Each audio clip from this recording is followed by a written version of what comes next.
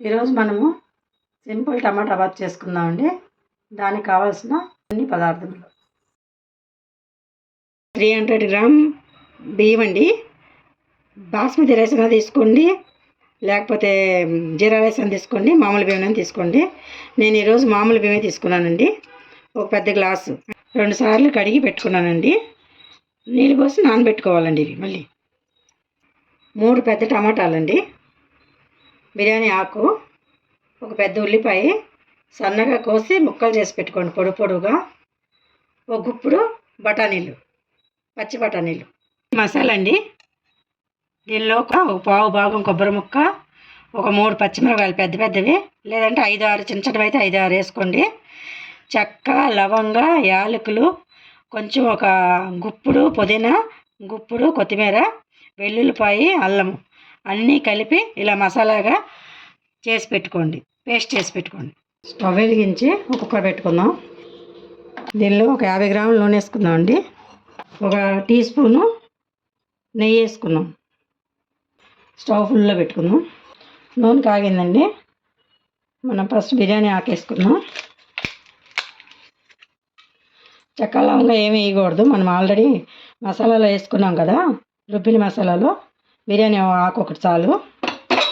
ఇప్పుడు మనం కట్ చేసి పెట్టుకున్న ఉల్లిపాయలు, ఇవి గోల్డెన్ కలర్ వచ్చే వరకు వేగనివ్వాలి. ఇంకా కొంచెం వేగాలి. ఇప్పుడు ఉల్లిపాయలు కలర్ మారినాయండి. మనం బఠానీలు వేసుకున్నాం.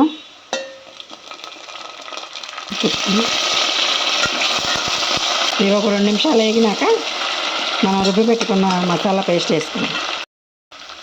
ఇది అన్ని మసాలాలు వేసి రుబ్బి పెట్టుకున్న పేస్ట్.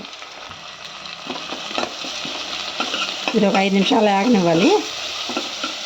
పచ్చివాసన పోయేదాకా వేపుకోవాలి. మంట మీడియంలో పెట్టుకోవాలండి, అప్పుడు మాడకుండా వేగుతుంది. చూద్దాం, అప్పుడప్పుడు తిప్పుకుంటూ ఉండాలి. మసాలా వేగిపోయిందండి. ఇప్పుడు టమాటాలు వేసుకుందాం.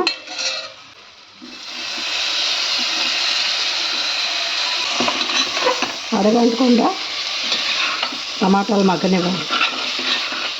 కొంచెం పసుపు వేసుకుందాం. చూడండి ఎంత కలర్ఫుల్గా కనిపిస్తుందో. ఇది వేగినట్టే ఉంది, చూద్దాం. మగ్గినాయండి. ఇప్పుడు మనం బియ్యం వేసుకుందాం.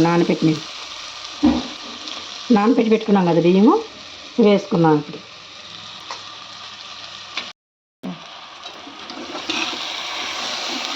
బాగా కలిపుకుందామండి.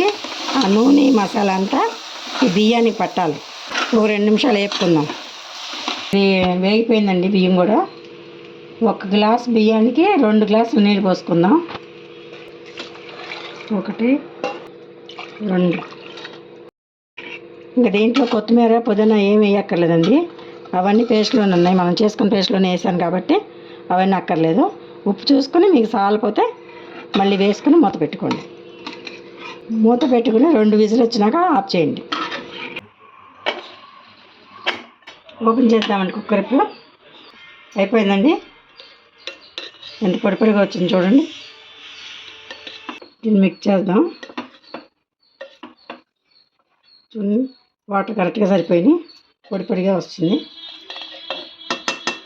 ఇంతేనండి టమాటా బాత్, సింపుల్ టమాటా బాత్.